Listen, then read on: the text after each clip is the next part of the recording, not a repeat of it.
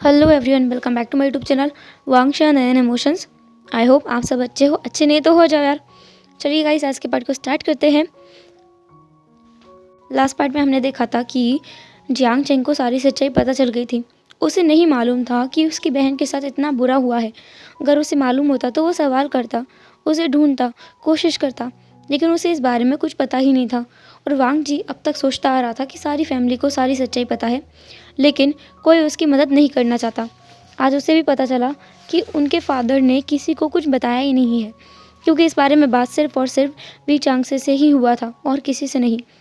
तो वांग जी को अब थोड़ा शक हो रहा था, क्या उसकी फैमिली इसमें शामिल है कि नहीं, या फिर कौन कौन इसमें शामिल है, मामला क्या है आखिर। उसे थोड़ा सा शक हो रहा था। तो वो जियांग चेंग जो है वो गुस्से में था, और इसलिए वो अपनी कार में बैठ कर निकल गया था अपने घर के लिए, क्योंकि उसे अपने फादर से सवाल करने हैं। उसे अपने सवालों के जवाब चाहिए कि उसकी बहन कहाँ है और कैसी है, क्या उसे कुछ हो गया है या वो ठीक है। उसे सब कुछ जानना है। इधर वांग जी, जो कि बहुत ज़्यादा सदमे में आ गया था कि ओह गॉड, ये क्या हो गया। वांग जी अपनी कार में बैठ के निकलने वाला था। वो अपनी कार में बैठा और वहाँ से निकल गया। उसने अपने फ़ोन को घर पे छोड़ दिया था और वो अपने बाथरूम में ही निकल गया था। उसके पास भी कार है तो वो जल्दी जल्दी निकाल कर निकल गया, क्योंकि वो ऐसा होने नहीं दे सकता। अगर जियांग चेंग ने कुछ भी उनके फैमिली वालों को बता दिया तो उसके पूरे प्लान का कचरा हो जाएगा। इसलिए वो जियांग चेंग की कार को ओवरटेक करने की कोशिश कर रहा था। वो इतनी कोशिश कर रहा था, जद्दोजहद कर रहा था, वो इतनी तेज़ गाड़ी को भगा रहे थे कि क्या ही बताऊँ। जियांग चेंग जो अपनी गाड़ी को तेज़ भगाया जा रहा था, क्योंकि उसे जल्द जल्द पहुँचना है। वांग जी ये सोच रहा था, ओह गॉड, उसका फ़ोन कहाँ है। क्या प्रॉब्लम है उसकी, उसके साथ ऐसा क्यों होता है, हमेशा वो गड़बड़ कर देता है। वांग जी अपनी कार को स्पीडली भगा रहा था, वो ओवरटेक करने की कोशिश कर रहा था। फाइनली उसने वो कर भी दिया। उसने अपनी कार बिल्कुल जियांग चेंग की कार के सामने रोकी। उनका पोजीशन कुछ ऐसा था ना कि जियांग चेंग अपना बैलेंस नहीं बना पाया, अपनी कार में जल्दी से ब्रेक नहीं लगा पाया। जब तक उसने लगाया तब तक देर हो चुकी थी, क्योंकि उसका एक्सीडेंट हो चुका था। उसने वांग जी की कार को ठोक दिया था। वांग जी, जो कि इस बात के लिए बिल्कुल तैयार नहीं था, उसने सोचा था कि सब कुछ ठीक होगा। उसने कभी नहीं सोचा था कि उसके एक्सीडेंट हो सकता है, क्योंकि उसने ये कभी सोचा ही नहीं था। उसे बस इतना था कि वो कैसे भी करके जियांग चेंग को रोकेगा बाहर जाने से, वो जा ना पाए इसलिए। लेकिन उसने नहीं सोचा था कि उसका एक्सीडेंट हो जाएगा। उसका एक्सीडेंट हो चुका था। वांग जी जो स्टीयरिंग पे अपने सर को दे मारा था, मतलब उसका लग गया था और उसके सर पे चोट भी आ गई थी। उसके सर से खून भी निकल रहा था और वो बेहोश हो चुका था। आचेंग हैरान था कि ये क्या हो गया। उसके हाथ भी काँप रहे थे। उसने काँपते हुए हाथों से अपने दरवाज़ा खोला कार का, वो बाहर निकल के आया। उसने वांग जी की कार को देखा। ओ शिट, ये क्या है। Oh my God. Jiang Cheng, जिसने फिर वांग जी को कार से निकालने की पूरी कोशिश की, उसने दरवाजे खोले, उस कार को निकालने की कोशिश करता रहा। कार का एक्सीडेंट हुआ था, ज़्यादा भारी भरकम नहीं, लेकिन हुआ था। जैसे तैसे करके उसने कार से वांग जी को निकाला, अपनी कार में डाला और बिना किसी चीज़ को सोचे वो डायरेक्ट हॉस्पिटल गया, क्योंकि उसकी पहली प्रायोरिटी फ़िलहाल के लिए वांग जी है। और ये जानने के बाद कि उसका भाई और वांग जी इतने प्यार से रहते हैं, वो अब वांग जी को कुछ होने नहीं दे सकता। ये उसकी जिम्मेदारी है। अपने छोटे भाई के हस्बैंड का इतना ख्याल रखना उसके हाथ में है, उसे करना ही होगा। तो वो वांग जी को लेकर डायरेक्ट हॉस्पिटल पहुंचा। हॉस्पिटल में भी उसे आईसीयू में भर्ती कराया गया, क्योंकि उसे नहीं पता है कि क्या हुआ है वांग जी को, आखिर उसे क्या है, असल में क्या परेशानी है। जियांग चेंग उसे जो टॉप मोस्ट हॉस्पिटल है जो चाइना का, उसमें लेकर आया था, क्योंकि वो कोई रिस्क नहीं लेना चाहता। उसे ये पास में भी था तो वो उसे ले आया। जियांग चेंग बहुत ज़्यादा घबराया हुआ था कि ये उसके हाथ से क्या हो गया। उसने एक एक्सीडेंट कर दिया है। जो डॉक्टर है वो फॉर्म लेकर आया कि उसे साइन करना होगा। उनके सर पे कुछ टाँके वगैरह आएंगे। ज़्यादा कोई गहरी चोट नहीं है, ठीक ठाक है, लेकिन हाँ ठीक है वो। जियांग चेंग, जिसने उस फ़ोन पर अपने काँपते हुए हाथों से दस्तखत किए। डॉक्टर ने पूछा कि आप पेशेंट के क्या लगते हैं। जियांग चेंग ने कहा कि वो उसका भाई है, क्योंकि सच में वो उसका भाई ही तो है। वो हमेशा से बचपन से साथ रहे हैं, तो उसका भाई हुआ, और वैसे भी उसके भाई का वो हस्बैंड है, तो उसका रिश्ता वैसे ही स्ट्रांग है। डॉक्टर वहाँ से चले गए। जियांग चेंग वहीं कॉरिडोर में चक्कर काटे जा रहा था, क्योंकि उससे चैन से बैठा नहीं जा पा रहा था कि पता नहीं वांग जी को क्या हुआ है। डॉक्टर कुछ टाइम बाद बाहर आए। उन्होंने जियांग चेंग को देखा। उन्होंने कहा, तुम अपने भाई से कुछ ज़्यादा ही प्यार करते हो बच्चे। कोई बात नहीं है, वो ठीक है, वो बिल्कुल ठीक है, स्वस्थ है, बस कुछ देर के लिए बेहोश है। उसे थोड़ा सा ट्रॉमा लगा था, क्योंकि ये अचानक हुआ था एक्सीडेंट, इसलिए। और उसके सर पर थोड़ी सी चोट आई है। ज़्यादा कोई घबराने की बात नहीं है। ये सुनकर जियांग चेंग को थोड़ी राहत मिली। वो जो सोच रहा था वैसा कुछ भी नहीं हुआ है। वो वांग जी को बाहर से देख भी रहा था। डॉक्टर ने कहा तुम अंदर भी जा सकते हो। जियांग चेंग जो उस रूम के अंदर भी गया, उसने वांग जी को देखा, उसके पास बैठा, उसके सर पे हाथ भी फेरा उसने खुद से कहा कि उससे गलती हो गई। वो क्या करने वाला था? अब तक के बनाए हुए प्लान को जो वांग जी ने बनाया है, क्या वो उसे बिगाड़ने वाला था? जियांग चेंग जो कि अब बैठकर इत्मीनान से सोच रहा था कि उसे जल्दबाजी में कोई कदम नहीं उठाना चाहिए। जैसे उसने जल्दबाजी में वांग जी का एक्सीडेंट कर दिया है, वैसे ही जल्दबाजी में वो कोई स्टेप लेकर सब कुछ बिगाड़ ना दे जो अब तक विंग और वांग जी ने किया है वो। इसलिए वो थोड़ा सोच में पड़ गया था। जियांग चेंग जिसका दिमाग अब पूरी तरह से मैस हो चुका था, उसे कुछ समझ नहीं आ रहा था कि क्या किया जाए। ये लोग भी तो इतने टाइम से क्या कर रहे हैं, कितने एफर्ट्स डाल रहे हैं, अपनी लाइफ को हेल बना रखा है सबके सामने। इसके बावजूद उसके पेरेंट्स इस बात को नहीं मान पा रहे हैं। उसका फादर नहीं बता रहा है कि सिया कहाँ है, तो क्या उसके कुछ करने से बता देंगे? वो इसी सोच में बाहर निकला, क्योंकि अभी उसे सच में एक फ्रेश एयर की ज़रूरत है। वो जैसे ही बाहर आया, उसने कॉरिडोर में चलना चालू कर दिया। वो कॉरिडोर में घूम रहा था, वहाँ से बाहर आया, वो नीचे गार्डन में आ गया था। वहाँ आने के बाद वो थोड़ी सांस ले रहा था, चैन की सांस। तभी उसे कोई दिखा, एक ऐसा पर्सन, शायद उसने उसे कहीं देखा है। जियांग चेंग जिसे याद नहीं आ रहा था कि उसने इसे कहाँ देखा है। जियांग चेंग का पता नहीं क्यों मन किया कि वो इस इंसान का पीछा करे। वैसे उसकी कभी आदत रही नहीं कि वो किसी इंसान का पीछे करे, किसी को फॉलो करे, पर आज पता नहीं क्यों उसका मन कर रहा था कि वो इस इंसान को फॉलो करे। उसे लग रहा है कि उसने इसे कहीं ना कहीं तो देखा है। तो जियांग चेंग चुपके चुपके से उस लड़के को फॉलो करने लगा। वो लड़का उसी हॉस्पिटल में एक अलग सी जगह थी, मतलब उसी हॉस्पिटल में एकदम छुपा हुआ एरिया, वहाँ गया। वहाँ जाने के बाद वो दरवाज़ा बंद हो गया। जियांग चेंग जिसने उस पासवर्ड को, उस लॉक को देख लिया था, वो थोड़ा हैरान था कि क्या हॉस्पिटल में भी इतने हिडन एरियाज होते हैं, सीक्रेट प्लेस। जियांग चेंग जो कि एक नंबर का कोल्ड इंसान है और उसे कोई फ़र्क नहीं पड़ता है किसी चीज़ से, लेकिन आज पता नहीं क्यों उसका दिल बोल रहा था कि उसे अंदर जाना चाहिए। कुछ टाइम बाद वो इंसान बाहर आया और वहाँ से चला गया, उस दरवाजे को वापस से बंद करके। जियांग चेंग ने देखा कि उसने फिर से वही पासवर्ड डाल के उस दरवाजे को लॉक कर दिया है। तो जियांग चेंग जो उस इंसान के जाने के बाद उस दरवाजे के पास आया, उसने वही पासवर्ड डाला और दरवाज़ा खुल गया। वो अंदर गया। अंदर जाने के बाद उसने देखा कि ये तो एक स्टोर रूम है, यहाँ तो पूरा कबाड़ा भरा हुआ है। फिर भी वो अंदर गया। वहाँ पर दवाइयों के बड़े बड़े बक्से रखे हुए थे। वो उन बक्सों से और जो व्हील चेयर्स हैं उन चेयर से पीछे की तरफ गया। वहाँ एक और दरवाज़ा था। जियांग चेंग अपने सर को खुजाने लगा कि अब इसका पासवर्ड क्या होगा। उसने तुक्के में वही पासवर्ड डाल दिया और दरवाज़ा खुल गया। जियांग चेंग को ऐसा लगा कि उसने कोई कोई बड़ी रेस जीत ली हो, कोई महारत हासिल कर ली हो। वो अंदर गया। अंदर का नज़ारा बहुत अलग था। वहाँ पर एक बेड था। बेड के ऊपर एक पेशेंट था। पेशेंट के हाथ में बॉटल चढ़ रही थी। ऐसा लगता है कि इस बॉटल को बस अभी अभी बदला गया हो। और वो पेशेंट जिसका चेहरा पूरी तरह से पेल पड़ा हुआ था, लेकिन अभी भी उस पेशेंट को पहचाना जा सकता है। उसे देखकर जियांग चेंग सोच रहा था कि क्या वो सपने में है। जियांग चेंग जो धीरे धीरे आगे बढ़ा, वो क्या सोच रहा है, क्या कर रहा है, उसे समझ नहीं आ रहा था। उसने बस उस इंसान के फेस को हल्के से छुआ, खुद से कहा सिया। वो वहाँ पर खड़ा हुआ था, लेकिन वो वहाँ से हिल नहीं पा रहा था। इतना नहीं था कि वो वहाँ से हिलकर वापस जाए और वांग जी को उठाए या फिर किसी को कॉल करके बताए कि उसे सिया मिल गई है, सिया यहाँ हॉस्पिटल में है। उसे सच में समझ नहीं आ रहा था। जियांग चेंग वहाँ पर रुका हुआ था। अब यहाँ से हम दूसरी तरफ देखते हैं विंग जो कि रात में पानी पीने के लिए उठा था। उसने देखा कि उसके हाथ में तो पिलो है, वांग जी रूम में नहीं है। उसने उस जगह को भी छूकर देखा, वो जगह ठंडी थी।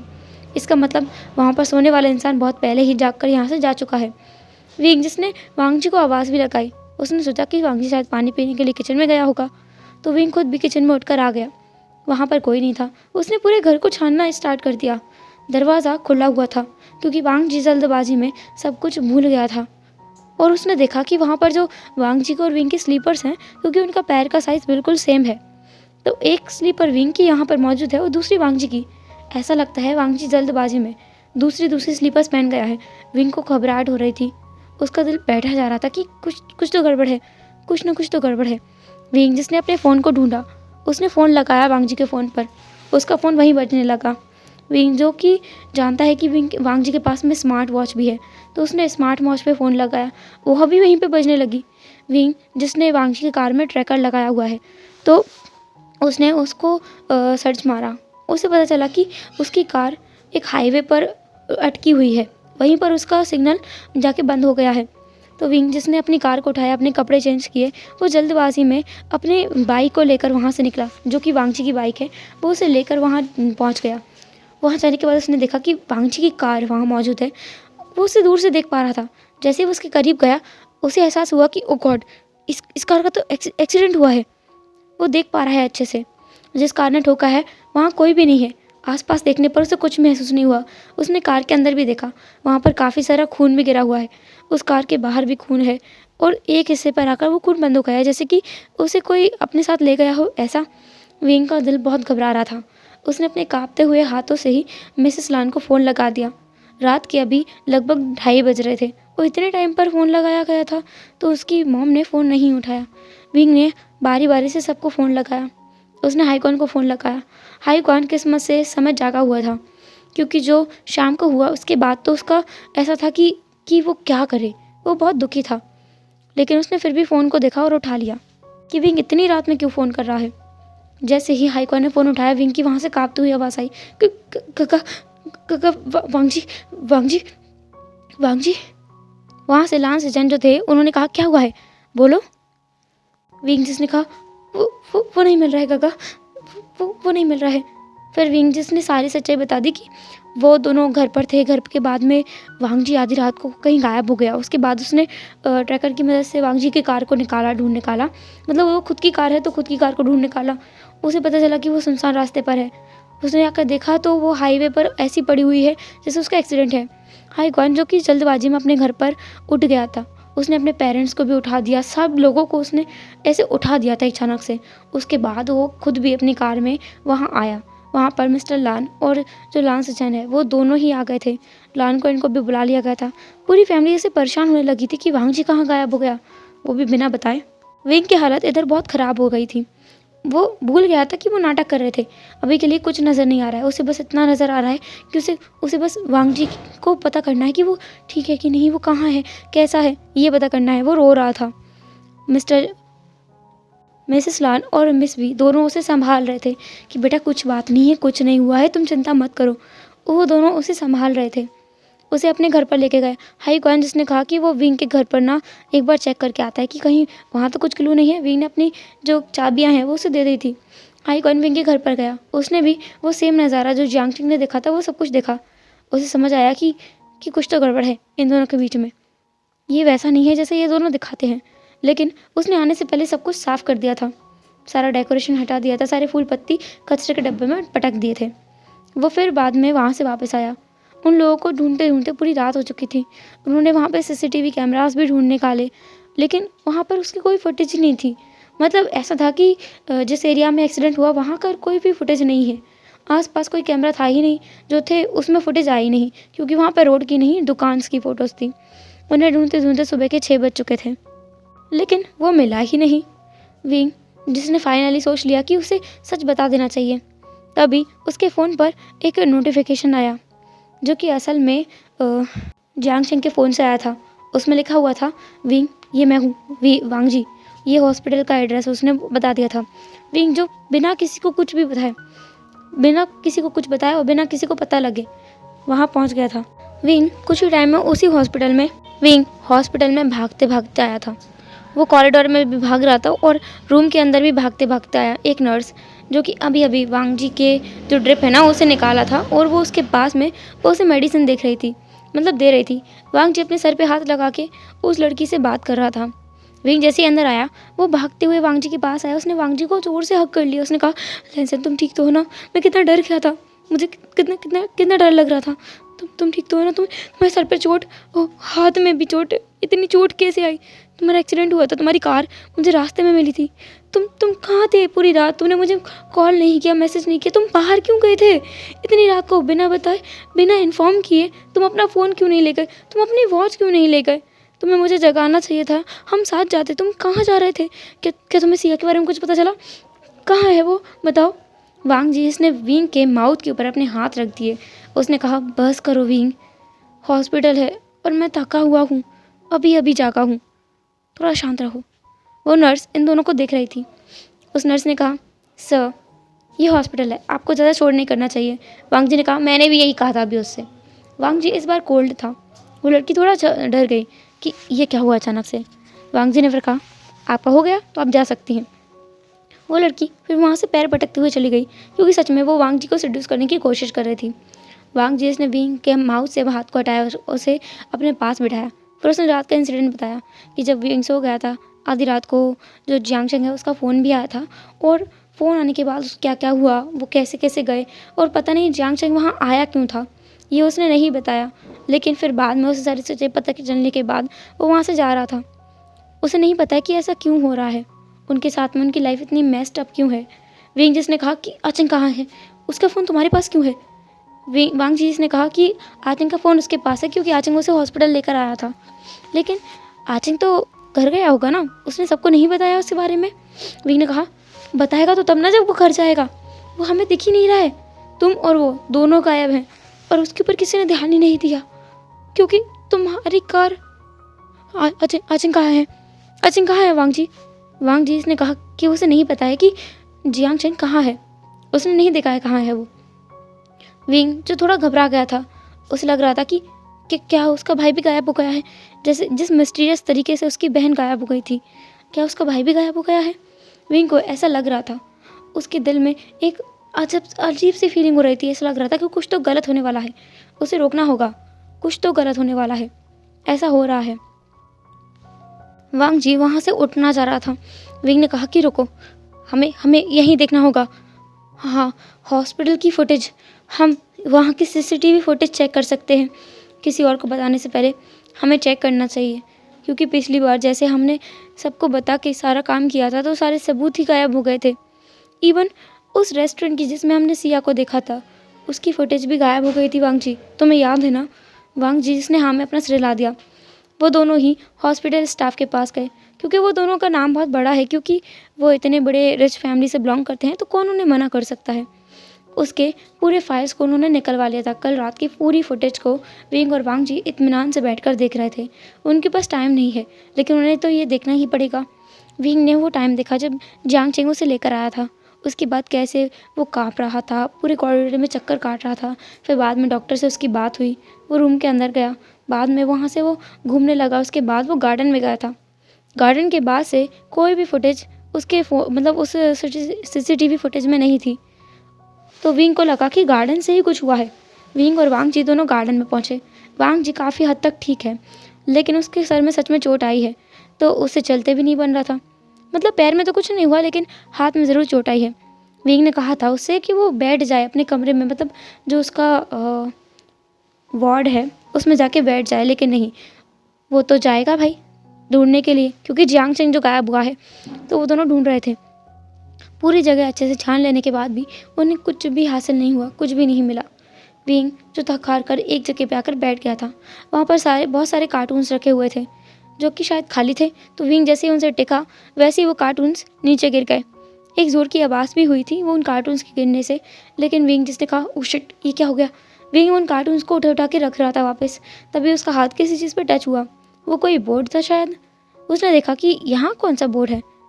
फिर उसने उस कार्टून को थोड़ा सा हटा के देखा, वहाँ पर तो एक दरवाज़ा है। विंग जिसने हैरान होते हुए कहा, लैंजन, क्या हॉस्पिटल में भी खुफिया दरवाजे होते हैं? मुझे तो कभी पता नहीं था। वांग जी ने कहा, खुफिया दरवाज़ा कहाँ है? विंग जो हट गया, उसने वांग जी को दिखाया। वांग जी ने कहा, ओ गॉड, क्या हम इसके अंदर चले? क्या ऐसा नहीं हो सकता कि इसके अंदर कुछ हो? विंग जिसने कहा, वांग जी, ये हॉस्पिटल का है, और वैसे भी एक मिनट, इसे छुपा कर रखा गया है। वांग जी ने कहा, देखो विंग, हम ऐसे कोई भी रिस्क नहीं ले सकते। हमें इसके अंदर जाकर देखना चाहिए, क्या पता इसके अंदर कुछ हो, क्योंकि हमने इतने सारे क्लू देखे हैं, इतनी सारी चीज़ छोड़ी हैं जब से अब तक। हमने कितनी सारी गलतियाँ की हैं, इस बार हम कोई गलती नहीं कर सकते। हमें जाकर अंदर देखना चाहिए। वी ने कहा कि वो सही है, उसे जाकर अंदर देखना चाहिए, उन्हें सच में देखना चाहिए। विंग और वांग जी उस दरवाजे को खोलने की पूरी कोशिश कर रहे थे, लेकिन वो दरवाज़ा खुल ही नहीं रहा था। विंग ने कहा कि शायद यहाँ लॉक डला है, ये फिंगर्स दिख रहे हो, यहाँ पर कुछ तो लॉक है। जो हमें देखना होगा। वांग जी ने कहा कि तुम रुको। वांग जी जो वहीं से धूल उठा कर लाया, उसने अपने हाथों से ही उस धूल को थोड़ा पतला पतला कर लिया। उस पतली सी धूल को उसी बोर्ड पर डाल दिया। तो जो धूल थी वो सभी जगह पर जैसे चिपक गई थी। वहाँ पर जो डार्क जगह थी वहाँ मतलब किसी के उंगलियों के निशान थे। तो वांग जी ने वही नंबर डायल कर दिया और सरप्राइजिंगली वो दरवाज़ा खुल गया। विंग जिसने कहा, वांग जी हमें थोड़ा सतर्क रहना चाहिए, तुम बाहर रुको, मैं अंदर जाके देखता हूँ। वांग जी ने कहा, नहीं विंग, मुझे अंदर जाना चाहिए। विंग ने कहा, सर पर चोट लगी है तुम्हारे, मेरे नहीं, मैं सामना कर सकता हूँ। और भूलो मत, मैं कभी कमज़ोर बच्चा नहीं हूँ। हाँ, मैं बड़ा हो चुका हूँ और मैं मारपीट भी कर सकता हूँ। तुम बाहर आओ, मैं अंदर जाके देखता हूँ। वांग जी ने कहा, पर विंग ने कहा, चुप रहो ना, तुम्हारे पास वैसे भी आचन का फ़ोन है, हम वीडियो कॉल कर लेते हैं, ठीक है। वांग जी ने कहा, ठीक है। तो विंग जिसने वीडियो कॉल ऑन किया और वो अंदर चला गया। उसने अपनी फ्लैश लाइट को भी ऑन कर लिया था। वो सारी चीज़ों को देख रहा था। वहाँ पर कुछ नहीं था, स्केल्टर्स थे, बहुत सारी व्हील चेयर्स थी, कार्टून्स रखे हुए थे। वो अंदर जाता जा रहा था। वहाँ पर उसे एक और दरवाज़ा दिखा। वांग जी ने भी देखा। वांग जी ने कहा, विंग वही नंबर डायल करो, शायद हो सकता है वही हो। विंग ने वही नंबर डायल किया लेकिन कुछ नहीं हुआ। विंग ने कहा, ओह शिट, ये क्या हो गया। वांग जी उसने खुद से कहा कि उसे अंदर जाना ही पड़ेगा। तो वो खुद भी अंदर चला गया। अंदर जाने के बाद उसने कहा, विंग ने कहा, अरे यार तुम अंदर क्यों आए हो, तुम्हें पता है ना कोई आ गया तो। वांग जी ने कहा, चुप रहो। वांग जी जिसने उस दरवाजे को अपने तरीके से खोलने की कोशिश की, उस लॉक को तोड़ने की कोशिश की। वांग जी सच में एक्सपर्ट है। वो दरवाज़ा वांग जी ने खोल दिया था। वो दोनों अंदर गए। अंदर जाने के बाद उन्होंने देखा कि एक छोटा सा बेड है जो कि पूरी तरह से खाली है, उस पर कुछ भी नहीं है। विंग और वांग जी वहाँ पहुँचे। उन्होंने देखा कि ये बेड शायद कुछ टाइम पहले ही खाली किया गया है, क्योंकि यहाँ पे कुछ ब्लड की बूंदें भी डली हुई हैं जो कि ऐसा लग रहा है कुछ टाइम पहले ही गिरी हुई हैं। वहाँ पर कुछ चीज़ें टूटी पड़ी हुई हैं। ऐसा लगता है कि यहाँ पे थोड़ी मारपीट भी हुई है, ऐसा दिखाई देता है, क्योंकि वहाँ पर काफ़ी सारा मेस्ड अप हो चुका था। विंग जिसने कहा, वांग जी हमें चलना चाहिए, मुझे डर लग रहा है। वांग जी ने कहा, विंग चोट मुझे लगी है, डर तुम्हें लग रहा है, रुको देखने दो। उसने सारी चीज़ों को चेक करना स्टार्ट किया। अब वांग जी का डिटेक्टिव जैसे बाहर आने की कोशिश कर रहा था। वो सारी चीज़ों को जैसे अच्छी तरीके से टटोल लेना चाहता था। उसने सारी चीज़ों को गौर से देखा। उसने फिर वहाँ पर एक चीज़ देखी। वहाँ पर जियांग चेंग का जो एक पेंडेंट पड़ा हुआ था। इसे वांग जी बहुत अच्छे से जानता है। उसने ही तो ये उसे गिफ्ट किया था, इसी उसे पता है। उसने उस पेंडेंट को उठाया और कहा, विंग देखो, ये याचिन का है ना। विंग ने कहा, हाँ ये तो गगा का है, ये यहाँ कैसे आया। वांग जी इसने कहा, रुको, हम पुलिस के भरोसे नहीं रह सकते, तुम्हें पता है पुलिस तो बिक जाती है, रुको कुछ और देखने दो। उसने वहाँ पर और भी कुछ खोजने की कोशिश की पर उसे कुछ भी नहीं मिला, बस वही एक पेंडेंट जो उसने ही आचिन को गिफ्ट किया था। इसके अंदर कुछ भभूति टाइप की थी जो उसने गिफ्ट की थी आचिन को। तो जो वांग जी था उसने उस पेंडेंट को अच्छे से देखा। उसने कहा, ओ गॉड विंग देखो, मुझे नहीं पता था कि तुम्हारा भाई इतना स्मार्ट है। विंग ने कहा, क्या हुआ है। वांग जी ने कहा, देखो इसके अंदर कैमरा है, देखो कैमरा। विंग जो हैरान था उसने कहा, ओ गॉड, पेंडेंट के अंदर कैमरा कौन रखता है। वांग जी ने कहा, कोई नहीं, जो भी हो, पर हमारा काम हो गया है, चलो अब जल्दी यहाँ से चलते हैं। विंग और जो वांग जी था वो दोनों उस कमरे से निकल आए। उसे बंद कर दिया अच्छे से, कार्टून्स को रख दिया और हॉस्पिटल में वापस आ गया। उस पेंडल को वांग जी मतलब विंग ने अच्छे से अपने पास रख लिया था। इसके बाद उन्होंने अपनी फैमिली वालों को इन्फॉर्म कर दिया। वांग जी ने हुआन को कॉल किया था, मतलब लांस एजेंट को कॉल किया था, और बाकी सबको अपने आप पता चल गया था। हेलो एवरीवन, तो कैसा रहा आज का पार्ट। जो भी हो जैसा भी हो कमेंट जरूर करना, एंड फिर मिलेंगे नेक्स्ट एपिसोड में। तब तक के लिए टाटा के बाय बाय, अपने ख्याल रखना।